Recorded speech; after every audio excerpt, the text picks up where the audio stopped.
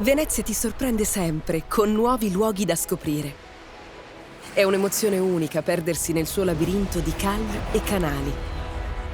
È qui che in atelier e botteghe gli artigiani veneziani, custodi della storia millenaria della Serenissima, ancora oggi con le loro abili e preziose mani creano meraviglie.